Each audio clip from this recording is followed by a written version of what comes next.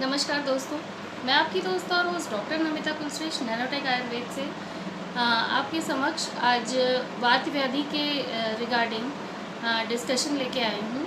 वात जिसके बारे में कहा गया है पित्त पंगु कफ पंगु पंगव मल धातवा वायुना यत्र नियंते तत्र गच्छति मेघम, यानी कि वात पित्त कफ दोष जो हैं, जो हमारे शरीर में अगर बैलेंस्ड अवस्था में हो तो हम स्वास्थ्य का अनुभव करते हैं, बट अगर ये विकृत अवस्था में हो तो हम रुग्ण यानी कि रोगी हो जाते हैं। तो कफ और पित्त निष्क्रिय होते हैं, लेकिन जब वायु का संसर्ग होता है, यानी कि वायु से मिलते हैं, तो ये क्रियावान होते हैं, यानी कि वायु ही सब बीमारियों का कारण हम मान सकते हैं। तो आचार्य सुश्रुत ने एक पूरा चैप्टर चिकित्सा स्थान में इसको समर्पित किया हुआ है।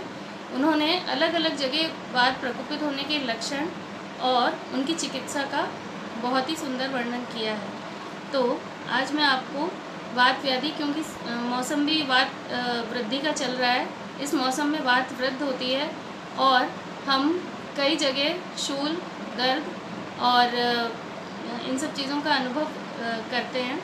तो इस सीज़न में अगर हम ये चिकित्सा अपना लें तो हम कई रोगों से बचे रहेंगे। तो आज हम शुरू करते हैं। सबसे पहले आमाशयगत वात। आमाशय जो होता है, स्टमक कहते हैं जिसको, अगर यहाँ वात प्रकोपित हो जाती है तो वो हमारे रह के शूल यानी कि पेन, जो कि कई बार मरीज़ कहते हैं कांटे जैसे चुभ रहे हैं और इस तरीके का अनुभव होता है, और कई एक बार कहते हैं कि जैसे कपड़े को निचोड़ा जा रहा है, इस तरीके का पेन हो रहा है, यानी कि स्पाज्मोटिक पेन। तो और कारण कुछ भी नहीं होता है। तो उस अवस्था में हमें क्या करना है, तो उस अवस्था में एक बहुत ही बढ़िया योग बताया हुआ है, षड्धरण योग। षड्धरण योग, जैसा कि नाम से हमें पता चल रहा है कि इसमें 6 कंटेंट्स मिले हुए हैं। वो क्या क्या हैं, आइए जानते हैं। षड्धरण योग में चित्रक, कुटकी, पाठा, इंद्रियव, अतीस और हरितिथि, ये 6 चीज़ें हैं। इक्वल अमाउंट में मिला के इसका सेवन या तो वटी के रूप में कर लीजिए या चूर्ण के रूप में। तो ये जो आमाशयगत वात है, इसको ये बहुत ही सुंदर तरीके से इसको शांत करता है। अब हम बात करेंगे पक्वाशयगत वात की। पक्वाशय यानी कि इंटेस्टाइन। अगर इंटेस्टिनल रीजन में वात प्रकोपित हो जाती है तो वहाँ भी पेन का कारण बनती है। तो इस पेन को शांत करने के लिए हमें कुछ नहीं करना, हमें स्नेहिक विरेचन देना है, क्योंकि पक्वाशय वात का स्थान है और वहाँ अगर वात प्रकोपित हो रही है तो हमें स्नेह ज़रूर देना है, जिससे कि वहाँ की वात स्नेह से शांत हो जाए। और दूसरा, फिर हम लोगों को शोधन वस्तियों का इस्तेमाल करना है, और हमें आचार्य सुश्रुत ने लवण प्रधान यानी कि नमक वाली चीज़ों का सेवन अधिक बताया है अगर किसी की पक्वाशयगत वात बढ़ गई है। इसमें सिम्टम्स जनरली यही मिलेंगे कि या तो कॉन्स्टिपेशन हो जाएगा या फिर लूज मोशन हो जाएंगे, और इंटेस्टिनल पेन, शूल जैसे चुभेंगे, और रोगी दर्द बताएगा। कई एक बार ये दर्द का जो फ्रीक्वेंसी भी ज़्यादा होती है और इंटेंसिटी भी ज़्यादा होती है। तो उस कंडीशन में हमको ये काम करना है कि हमें एक तो उन्हें स्नेह विरेचन देना है, शोधन वस्ती देने हैं और लवण प्रधान आहार देना है।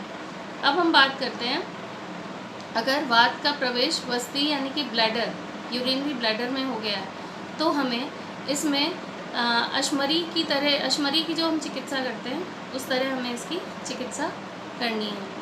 कान की वात बढ़ने से कान में शूल हो रहा है, यानी कि कान में बहुत ही तेज़ पीड़ा हो रही है, तो उस कंडीशन में हमें अभ्यंग करना है, स्वेदन करना है, उपनाह करना है, मर्दन करना है और आलेप करना है। और अगर त्वचा, मांस, रक्त और शिरागत वात प्रकोपित हो गई है तो हमें रक्त मोक्षण करके मरीज़ को उससे मुक्ति दिलानी है। वायु, संधि और अस्थिगत वात अगर प्रकोपित हो गई है तो हमें उस कंडीशन में स्नेहन करना है, उपनाह करना है, अग्निकर्म करना है, बंधन करना है और मर्दन करना है। अब हम बात करते हैं अस्थि मज्जागत वात अगर प्रकोपित हो जाए तो हमें क्या करना चाहिए। इस कंडीशन में हमें वहाँ पे छोटा सा इंसिजन देना चाहिए जहाँ भी पेन हो रहा है, और आर पार वाली एक पाइप से हमें स्ट्रॉ जैसा होता है उससे हमें वात को खींचने का प्रयास करना चाहिए। अब हम बात करेंगे अगर शुक्रगत वात अगर प्रकोपित हो गई है तो उस कंडीशन में हमें क्या करना है। व्यंग की व्यवस्था करनी है, स्वेदन करना है, स्वेदन, कुटी, करशु, प्रस्तर और अवगाह यानी कि टब बात, इस तरीके का हमें स्वेदन प्लान करना है। फिर रक्त मोक्षण कर सकते हैं और वस्ती की चिकित्सा कर सकते हैं, क्योंकि वो वात की अर्ध चिकित्सा वस्ती को बोला है, तो वस्ती वात की चिकित्सा है और शुक्रगत अगर दोष है तो हम वस्ती से उसको बहुत अच्छा हमें रिज़ल्ट मिलेगा। रोगी बहुत ज़्यादा कंप्लेंट करते हैं कि हमारा ना अंग सो गया है, जिसको कहते हैं सुप्तिवात या स्पर्श का ज्ञान नहीं होना। तो उस कंडीशन में हमें मरीज़ को रेगुलर 3 से 5 दिन बाद रिपीटेड हमें रक्त मोक्षण अगर हम करेंगे उस पर्टिकुलर पार्ट का, तो उसे बहुत अच्छा आराम आता है। अब हम बात करेंगे डाइट का, जिससे कि आपके शरीर की वात प्रकोपित होकर आपके शरीर में कोई हानि ना पहुंचाए। तो सबसे पहले हम बात करते हैं बृहद पंचमूल सिद्ध दूध। अगर ये वात प्रकोपित मौसम चल रहा है, वात का प्रकोप चल रहा है इस मौसम में, तो अगर आप पहले से ही कुछ सावधानियां बरतेंगे और अपनी डाइट को इस तरीके से प्लान करेंगे कि आपके शरीर की वात प्रकोपित ही ना हो, तो आपको उससे होने वाले रोग भी नहीं होंगे। जी हाँ, सबसे पहले दूध में बृहद पंचमूल बॉईल करके और फिर उसका काढ़ा बना के वो आपको डेली थोड़ा सा निवाया सा ही पीना है। उसके बाद इस मौसम में खट्टे फलों का सेवन आप ज़रूर करिए, जिससे कि वात का शमन हो सके। अगर आप नॉन वेजिटेरियन हैं तो आप सूप वगैरह ले सकते हैं, मांस रस ले सकते हैं, वो भी स्नेह की जो है उसमें छौंक लगा के, यानी कि घी का छौंक लगा के मांस रस आप ले सकते हो। स्नेह युक्त कुल्थी का यूज भी बहुत अच्छा वात शामक है। और आचार्य सुश्रुत ने वात शामक गणों में काकोल्यादि गण और विदारी गंधादि गण, जो कि बल्ले में उन्होंने गणना की है, तो उसका प्रयोग हम कर सकते हैं। और अम्ल द्रव्यों पर विशेष उन्होंने प्रेशराइज़ किया कि अम्ल द्रव्यों का सेवन वात का शमन करता है, तो आप खट्टी चीज़ों का सेवन अवश्य करें। आनूप औदक जीवों का मांस, आनूप यानी कि जलीय जितने भी जीव हैं उनका अगर आप मांस सेवन करते हो तो भी आप वात की व्याधियों से दूर रहोगे। चतु स्नेह प्लस सालवण स्नेह का मतलब ये है कि आचार्य सुश्रुत ने घृत, घी, तेल, वसा और मज्जा, तेल में तिल का तेल और घी में गौघृत, वसा मृग वसा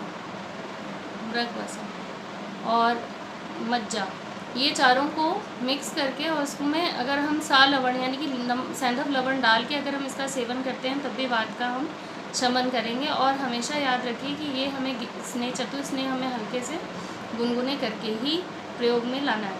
उपनाह करने से सदा हमें वातज विकारों में उपनाह ज़रूर करना चाहिए और ब्रह्मचर्य का पालन करना चाहिए। पार्ट में बहुत ही तेज़ पीड़ा हो रही है और वो संकुचित हो गया है, तो उसको अगर हम लोग टाइट बैंडेजिंग कर देते हैं तो भी वो वहाँ की वात का शमन हो जाएगा।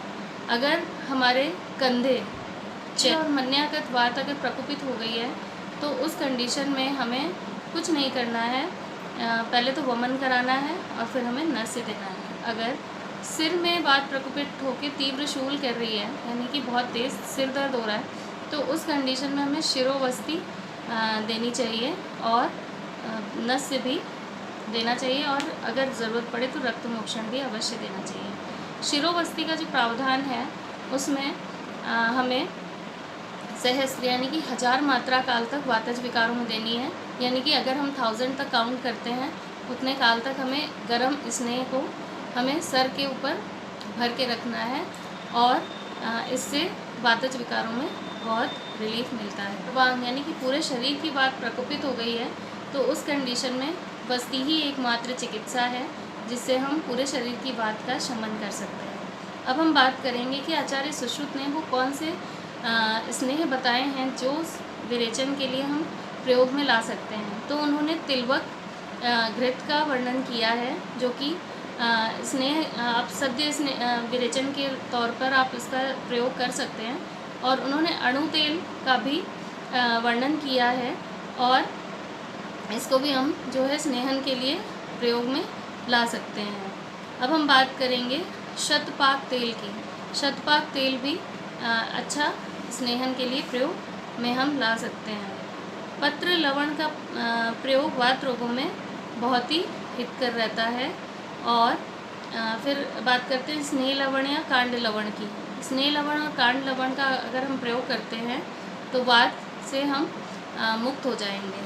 अब हम बात करते हैं कल्याणक लवण की। कल्याणक लवण जो है ये भी वात रोग में बहुत ही अच्छा ऑप्शन है। कल्याणक लवण न केवल वात रोगों को शांत करता है, बल्कि अरोचक यानी कि आपको खाने में अगर अरुचि है तो उसको भी शांत करेगा। अगर आपको कोई गुल्म है, गुल्म यानी कि कोई लंप है बॉडी में, तो वो भी इसको शमन करने में बहुत ही कारगर है। कृमि और कास रोगों में भी इसका बहुत ही अच्छा रोल है।